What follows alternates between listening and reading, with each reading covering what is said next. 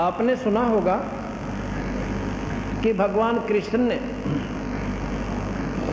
एक कुब्जा का कूब ठीक कर दिया। खूब सुना आपने सारा ने, और जिसके आधार पर वो भगवान की संज्ञा में परिपूर्ण ढंगता आ गए। और उसके बाद कुब्जा का कूब ठीक करके और उसके घर पे गए और पत्नी जैसा व्यवहार किया। ये सुख सागर में लिखा हुआ है। अब मैं आपको यही प्रमाण देता हूं, कबीर भगवान परमात्माओं के परमात्मा हैं। ये लड़की मोनिका पुत्री श्री मोनिका पुत्री श्री क्या नाम है दरियाव सिंह, ये उनके मकान में रहते थे किराएदार भगत जी हमारे सेवक। इन्होंने जाकर इनको बताया कि तुम कित भूल रहे सो या क्रोथे के अंदर ये संकट तो मुफ्त में दूर हो रहे हैं। इस लड़की को मोनिका पुत्री श्री दरियाव सिंह लाइट के रहने वाले और सूबेदार रिटायर है मिलिट्री से। ये लड़की 10वीं में पढ़ रही है, अब शायद +1 में होगी हो। बैठ जाओ।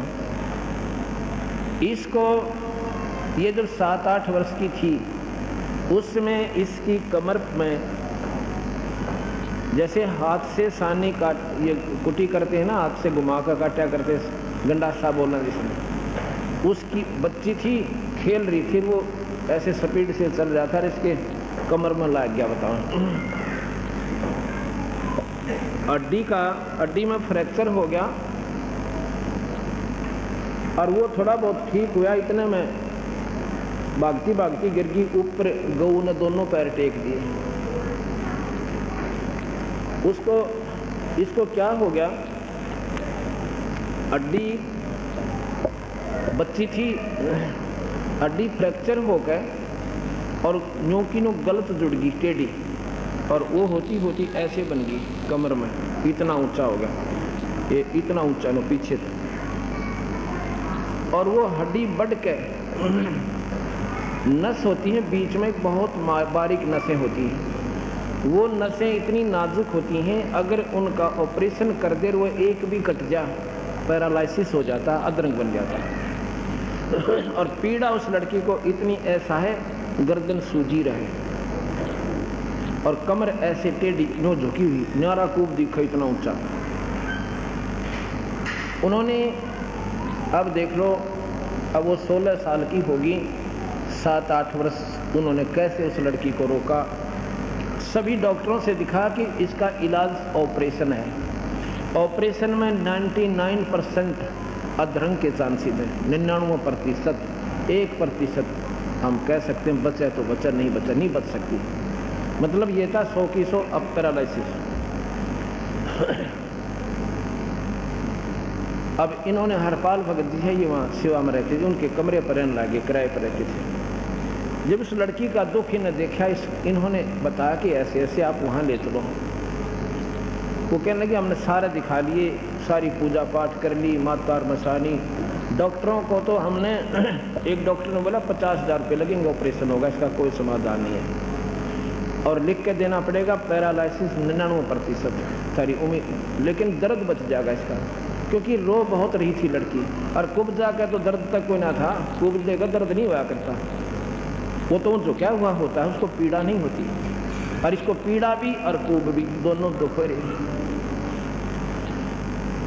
तो उसकी इस मोनिका की माँ ने नाम ले लिया। हम नाम से क्यों जोड़ते हैं, फिर काल से छूट जाओगे आप, परमात्मा की शरण में आ जाओगे, कबीर साहब की, और आगे आने वाले आपकी कमाई बन जाएगी।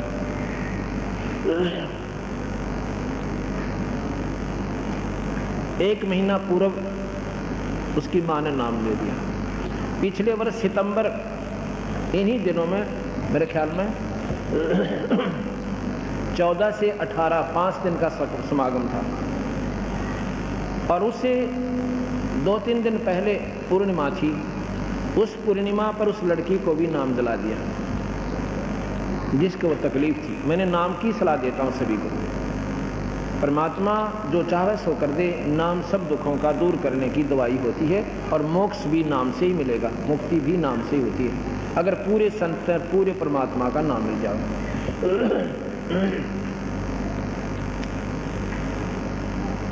तो उन्होंने नाम ले लिया, और भीड़ सी ज़्यादा थी, मुझे ध्यान नहीं रहा। फिर हम सत्संग कर रहे थे। 2-3 दिन के बाद वो लड़की रो रही, उसकी माँ रो रही, उसकी नानी रो है, एक उसकी बहन उससे बड़ी 2 साल बड़ी, वो भी रो रही। मैं बोला अभी क्या बात हो गया आपको, की बात से सच्ची बताओ क्या तकलीफ है। ऐसे एक धर्मशाला, वहाँ धर्मशाला में सत्संग करे, रोहतक रैया वाली धर्मशाला, काठमंडी रोहतक। अभी वहीं किया था हमने 3 से 9, 3 तारीख से 9 तारीख तक, सितंबर में ही, साल भर के बाद। उन्होंने बताया कि ये लड़की है जी, और इसको इतना दर्द हो रहा है, हम भी रोते हैं रात में बैठ कर, लड़की भी घूम घूम कर समय काटती है। गोलियां देते हैं, आध घंटे रिलीफ मिलता है, फिर पीड़ा शुरू हो जाती है। और आज डॉक्टरों ने कह दिया इसके बाद इससे स्ट्रॉन्ग दवाई हम देंगे भी नहीं। और ये भी निष्क्रिय होली, अब दर्द इसका रुक नहीं रहा, अब ये गोलियां काम नहीं करेंगी इस पे। अब बताओ कि सारा उन माता पिता ने ऑपरेशन कराएं तो अधरंग मारे, अधरंग मारी हुई लड़की ने कौन उठे। पाड़ से भरा दुख से विचार करे तो इंसान, पर हम ढीठ हो लिए, हम इतना अपने तो हो जाता लागे, दूसरे के नहीं लगती। अब उस परिवार ने कोई सथा नहीं दिखा था।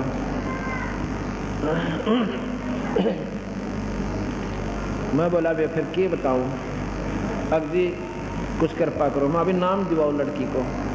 वो बोले जी नाम अभी ले लिया। कब लिया? 3रा दिन, 4था दिन पहले करौथा का आश्रम में हम लेकर आए हैं। तो मैं बोला बेटी नाम तो जपती है? ना जी, रोती रोती कहे क्यों? मेरे से जपा नहीं जाता, मेरे से बोला ही नहीं जाता, मेरा बोलूं तो भी दर्द हो रहा है, मैं कैसे देखूं। उसकी नानी थी ने बोली इसकी कड़ पर थप्पड़ मारो जी कि ठीक हो जाए। वहाँ चाहे लठ मार दूँ जाएगी, कड़ पर थप्पड़ मारो, थप्पड़ा ठीक हो यार, ये तुमने किसने बताई? मैं तो वैसे स्वाभाविक, माँ बेटी घबराओ मत ना, बंदी छोड़ के शर्म आ गई, ठीक हो जाएगी। जो सारे सिर पे कभी उस कमर पे के, ऐसे स्वाभाविक साथ अपने प्यारे बच्चे को कहा करा करें। और एक पाठ करवाना जय भगवान बंदी छोड़ सुन लेता था। पाठ तो हम केवल पुण्य बढ़वान खातिर करते हैं, और पाठ इसमें कोई सहयोग नहीं देता। पाठ आपके पुण्य बढ़ेंगे पाठ के करवाने से। अगले दिन वह लड़की फिर आई, उस दिन वो पैंट कमीज पहन रही थी, अगले दिन वह सूट पहन रही थी, सलवार और कपड़ा वैसे जमफर होते। मैं सत्संग करा, उस लड़की ने 3 बार आके मेरे माथा टेका, मेरे पहचान में नहीं आई, क्योंकि वो उस दिन दूसरी ड्रेस में थी। एक बालक एक दिन में की पहचान में हुई था। मैंने सोचा हो सकता है इस बच्चे ने मेरा प्रवचन अच्छे लगे हों, और इसलिए शायद नाम लेने की रुचि बन जा, ना मेरा बंदी छोड़ किसके बाद जाग जाए, और कब बात समझ में आ जाए। सत्संग के उपरांत में बैठा बराबर में आके चारपाई पे, वो पूरी की पूरी मंडली फेर आई। जब मैंने देखा मैं कहा हो ना या वही लड़की हो, और इतनी खुश हुआ लड़की कति। तो मैं कहने लगा ये वो काल वाली लड़की है क्या? जी वही है। अब क्या बोला जी कति ठीक होगी, यहाँ से बाहर निकली थी, इसका कोई पीड़ा नहीं। बोल सतगुरुदेव। फिर पाठ कराया उसके पिताजी ने खुले दिल पे। अब दूसरा पाठ अब फिर उन्होंने करवाया है, 3-4 दिनों से उनको बोला का ऐसा। उसके बाद वह लड़की कति स्वस्थ है, कोई दवाई नहीं, कोई बूटी नहीं। बोल बंदी छोड़ कबीर साहब। ऐसी एक लड़की पूना के अंदर है, पर कितने गुण गाऊं गिनती है कोई ना इस परमात्मा में।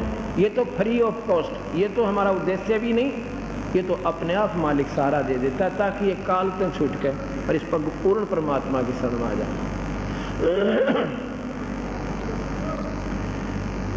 अब युधिष्ठिर कह रहा है कि भगवान ये बैठे इसे मंडलेश्वर वशिष्ठ मुनि जैसी तोब 9 नाथ 84 सिद्ध, इनमें कोई करनी वाला संत नहीं, अपना उस परमात्मा का उपासक नहीं है ये, और इनके बस का कोई ना। ये तो अपनी ये सिद्धियां दिखा कर लोगों ने सुखदेव आकाश मोड़ कर आकर्षित कर जाता, और मुक्ति तक का अंत नहीं। नो बोला जी उसके हृदय में यह बात समाई नहीं कि भगवान ये कैसे कह रहे हैं, इसे महापुरुष बैठे और ये इनमें कोई कमाई नहीं। इन्होंने बोला ये सारे कुत्ते बनेंगे, गधे बनेंगे। भगवान कृष्ण बोला ये 84 में जाएंगे जितने मंडलेश्वर तना दिखाई दे रहे हैं युधिष्ठिर। अब युधिष्ठिर क्यों कर मानना भाई इन बात में, भगवान आज परमात्मा कौन सा स्टेशन पकड़ रहे हैं भाई, पीछे मंडलेश्वर अन्यों का ये पशु बनेंगे। जब देखा ना कि इसका गेटवे में बात या कल्याण गई नहीं, अपनी दिव्य दृष्टि दी युधिष्ठिर को और फिर ने बोला देख, फिर उनकी तरफ ऐसे कर दिया। अब वो जितने 33 करोड़ देवता, 88,000 ऋषि और 9 नाथ 84 सद, कोई तो सांप बना बैठा न्यू और कोई मुर्गा बन रहा, कोई बकरासना के ऊपर। अब देख पुत्र ये हालत है इनके अंत में। कुछ दिन स्वर्ग जाएंगे, फिर नरक में जाएंगे और फिर इस दुनिया में चले जाएंगे। गरीबदास जी महाराज कहते हैं 33 पर तलब है, कोई बकरा कोई बोक, इन 33 करोड़ देवताओं के ऊपर भी काल की तलब है। एक बार स्वर्ग, फिर नरक, फिर 84 में पूरा चक्कर। युधिष्ठिर जब माथे हाथ लाकर बैठ गया, महाराज जी उल्टी ले लो अपनी लीला में। अब इनसे ऊपर और कौन महापुरुष है कि महापुरुष का तुमने